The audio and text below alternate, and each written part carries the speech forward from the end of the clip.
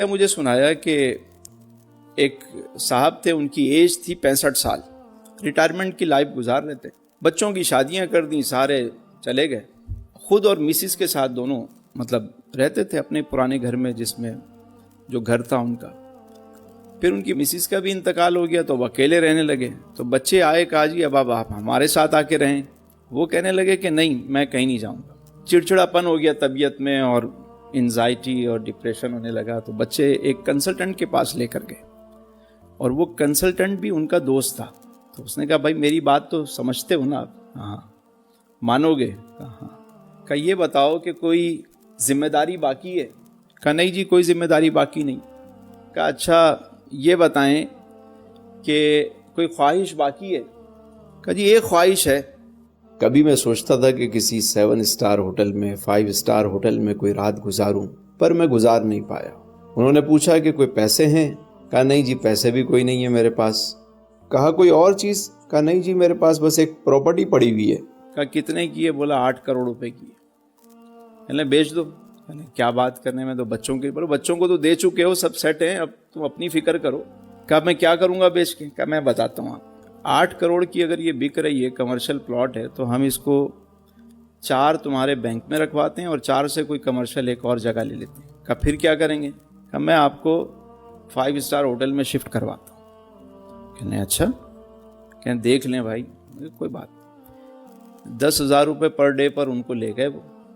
6 مہینے کا کانٹریکٹ ہوا اور 5 اسٹار ہوٹل میں ان کو شفٹ کر دیا گیا۔ 4 کروڑ روپے ان کے جو ہے انہوں نے ڈالے بینک میں، اور 4 کی کوئی سے پراپرٹی لے لی، دکان وغیرہ لے لی کمرشل۔ اب 10,000 روپے کے حساب سے مہینے کے 3 لاکھ روپے وہ پے کر رہے، ٹھیک ہے، سال کے کتنے ہو گئے؟ 36 لاکھ روپے۔ بابا جی کی عمر تھی 65 سال۔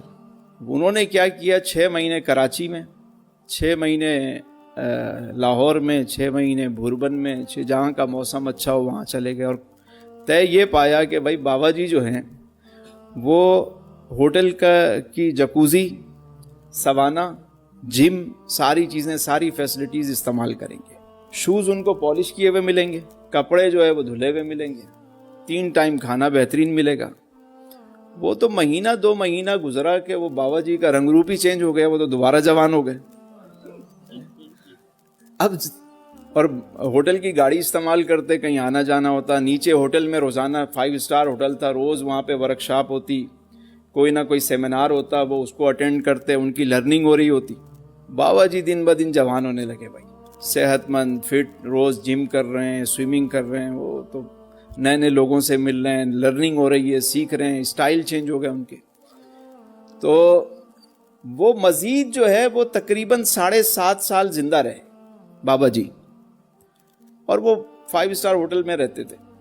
65 اور 72 ساڑھے 72 سال کی عمر میں ان کا انتقال ہوا۔ جب وہ ان کا انتقال ہوا تو ان کے اکاؤنٹ میں اس وقت بھی تقریباً 1 کروڑ کے قریب پیسے پڑے ہوئے تھے، اور جو پراپرٹی انہوں نے جو ہے وہ 4 کروڑ میں خریدی تھی، اس کی قیمت 8 کروڑ ہو چکی تھی۔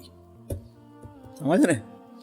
تو تیاری پکڑ لیں کہ بیگم کو لینا ہے اور 5 اسٹار میں رہنا ہے۔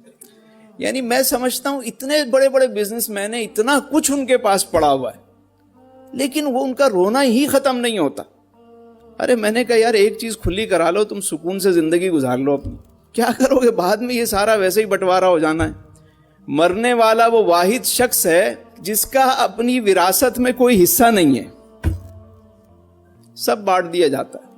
کتنا ہے بدنصیب ظفر دفن کے لیے، 2 گز زمیں بھی نہ ملی کوئے یار میں، عمر دراز مانگ کے لائے تھے 4 دن، 2 آرزو میں کٹ گئے 2 انتظار۔